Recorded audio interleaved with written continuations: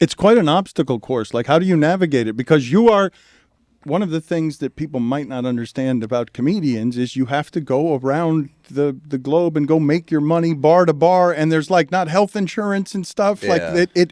There are a small group of people brave enough to do it, and a smaller group of people who do it successfully and make money off of it. And now you're navigating as your business and your brand something that you're an old head about. I don't know how sophisticated you are with YouTube algorithms.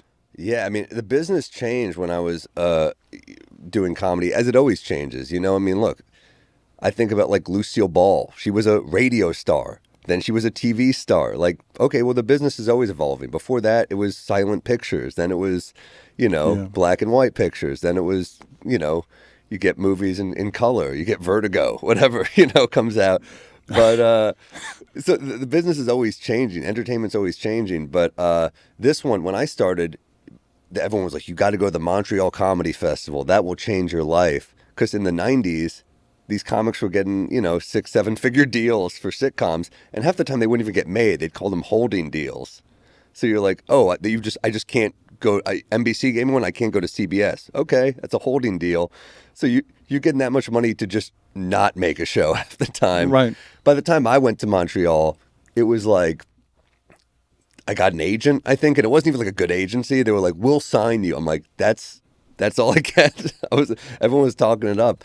And you didn't know that, right? You thought all of this, you thought there was something bigger out there, or that success looked different? No, I just didn't know it'd be such a slow climb. I mean, you don't, and look, some people do burst overnight now with social media, even if they're working for a while. But I think, I go to Montreal. I think the guy who signed me, he was like the big agent at the agency at the time. He was like, I'm kind of the guy here. And I mean, to show you how invested they were in me, he left for another agency. I didn't even get an email. So I just signed with them, and I was like, oh, he's like, oh, he doesn't work here anymore. I'm like, oh, okay. I guess I'm not important. Yeah. That was your rep, and doesn't even give you a heads up because you weren't a moneymaker or enough of a moneymaker? Sure, absolutely. I mean, what they do when they try to sign you is like, there's like the closer. He's like the big dog at the agency, and he comes in like, this is who I rep. And I'm like, you're supposed to be like, oh my God.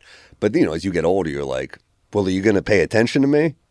You know what I mean? So, I definitely had, look, I had managers over the year. And managers don't do anything really anymore. There's a couple good managers, I guess, but they take 10% of what you're doing on the road, and they have nothing to do with it. The agents earn their money. They're booking you on the road, but a manager, you're kind of like, I don't even know why I'm cutting a check. And you realize that after you miss enough connect flights and there's enough delays, and you're like, well, you didn't have any sweat in this game.